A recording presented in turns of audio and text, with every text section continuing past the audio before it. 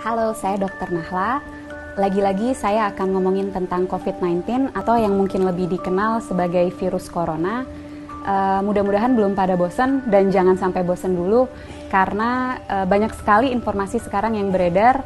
Belum tentu betul, masih banyak hoax-hoax yang harus dibasmi, dan bagi teman-teman yang bisa mendapatkan banyak informasi, semoga dapat juga meneruskan informasi ini karena apa yang kita lakukan harus kita mulai dari diri kita sendiri dan kita ajak teman-teman di sekitar kita untuk melakukan hal yang sama.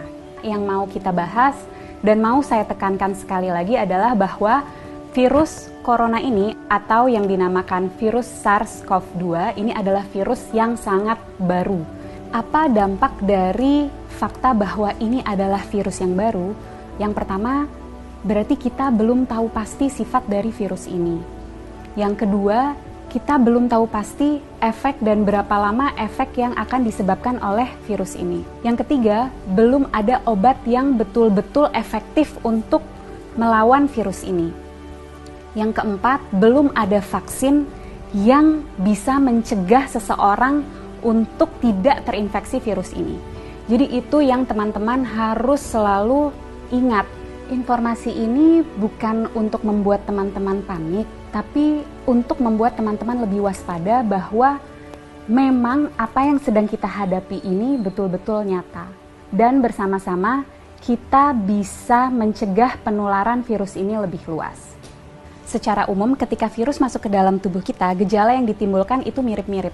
Demam, sakit kepala, lemah, letih, lesu, pegel-pegel, seperti itu. Bagaimana dengan virus yang masuk spesifik langsung ke infeksi saluran pernafasan? Ada pilek, hidung meler, hidung tersumbat, nyeri tenggorokan, batuk, sesak nafas, nyeri dada.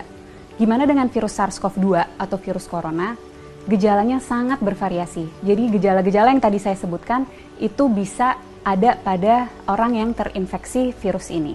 Dan juga jumlah gejala yang timbul itu juga bervariasi. Apa sih yang menyebabkan gejala ini sangat bervariasi? Daya tahan tubuh masing-masing orang. Jadi kalau kita nih yang sebagai anak muda, sehat, nggak ada penyakit, daya tahan tubuhnya baik, kemungkinan gejala yang kita alami ketika kita terinfeksi virus ini sangat ringan atau bahkan sama sekali tidak ada gejalanya. Sekali lagi saya tekankan, orang dengan daya tahan tubuh yang baik itu bisa tidak ada gejalanya walaupun virusnya sudah ada di dalam tubuh kita. Dan orang dengan daya tahan tubuh yang baik, dia mampu menyembuhkan dirinya sendiri karena pada dasarnya virus itu memang self-limited disease. Jadi daya tahan tubuh kita sendiri bisa membasmi virus itu. Bagaimana dengan orang-orang dengan daya tahan tubuh rendah? Tentunya akan dapat mengalami gejala yang lebih berat, bisa sampai sesak nafas, bahkan bisa sampai menyebabkan kematian. Siapa saja sih orang-orang yang kita tahu daya tahan tubuhnya rendah? Yang pertama, orang tua yang usianya di atas 60 tahun. Yang kedua, orang-orang dengan penyakit penyerta. Penyakit penyerta itu apa?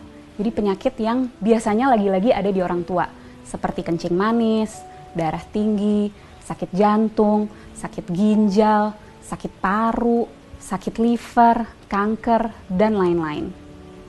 Nah, orang-orang inilah yang akan sangat menderita ketika dia terinfeksi oleh virus SARS-CoV-2 atau virus corona ini.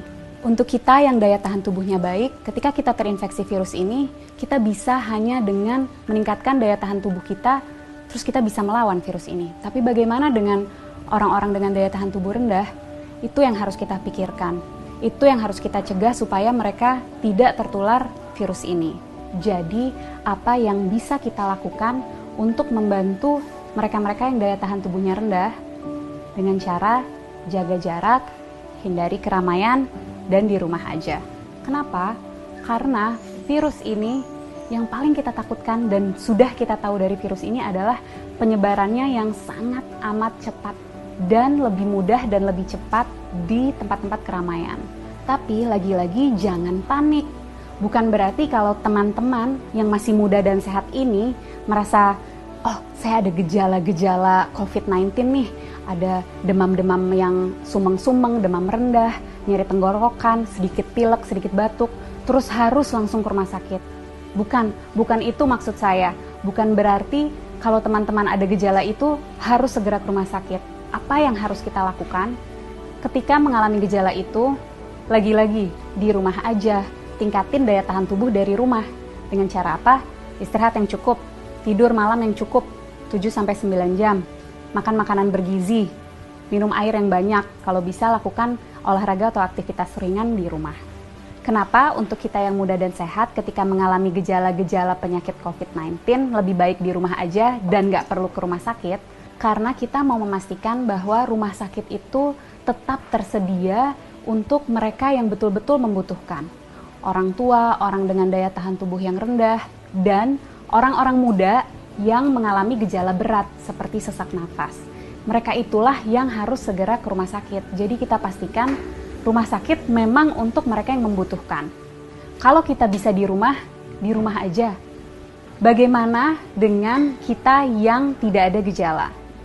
Sebaiknya tetap jaga jarak, hindari keramaian, dan di rumah aja. Kenapa? Karena seperti yang tadi sudah sempat saya jelaskan, orang dengan daya tahan tubuh baik bisa jadi tidak menimbulkan gejala apapun. Jadi kalau dari luar dia terlihat sehat, belum tentu tidak ada virus itu di dalam tubuhnya. Dan orang-orang tanpa gejala ini tetap bisa menularkan ke orang lain. Melalui apa? Misalnya, kita lagi ngobrol-ngobrol sambil makan, dia tersedak, batuk, virusnya banyak di situ. Atau lagi di mobil bareng, AC-nya kenceng banget, kedinginan, dia bersin, virusnya ada di situ. Penting untuk kita jaga jarak 1 meter untuk memastikan droplet yang keluar melalui batuk ataupun bersin tidak terkena pada kita. Penting sekali untuk kita untuk selalu cuci tangan dengan cara yang benar dan sering-sering untuk memastikan jika secara tidak sengaja kita menyentuh droplet itu, kita bisa membersihkannya. Dan yang juga penting, jangan menyentuh wajah dengan tangan kita yang belum bersih. Kenapa? Karena virus akan lebih cepat menyebar, lebih cepat masuk melalui mukosa mata, hidung, dan mulut. Penting untuk kita menghindari keramaian untuk memutus rantai penularan ini. Penting untuk kita di rumah aja supaya kita bisa terus meningkatkan daya tahan tubuh kita untuk dapat melawan virus ini. Bagaimana untuk kita yang tidak bisa di rumah aja, terpaksa harus bekerja di luar atau harus pergi keluar, tetap usahakan untuk menjaga jarak. Jaga jarak 1 meter dan usahakan sebisa mungkin menghindari keramaian. Jangan lupa untuk selalu menjaga kebersihan dengan mencuci tangan yang bersih. Kalau tidak bisa menemukan air dan sabun, kita bisa menggunakan sanitizer. Para peneliti, dokter-dokter, farmasis, tenaga medis, dan semua sedang berusaha mati-matian untuk mencari obat dan vaksin dari virus ini. Mari kita berperan membantu mereka dengan cara jangan panik tapi tetap waspada. Kita jaga jarak, hindari keramaian, dan di rumah aja. Nggak perlu ke rumah sakit kalau gejalanya ringan. Pastikan rumah sakit tersedia untuk mereka yang membutuhkan, orang-orang tua, orang dengan daya tahan tubuh rendah, dan orang-orang dengan gejala yang berat seperti sesak napas. Yuk teman-teman, kita bareng-bareng lawan virus SARS-CoV-2 ini. Dan untuk teman-teman medis, tetap semangat.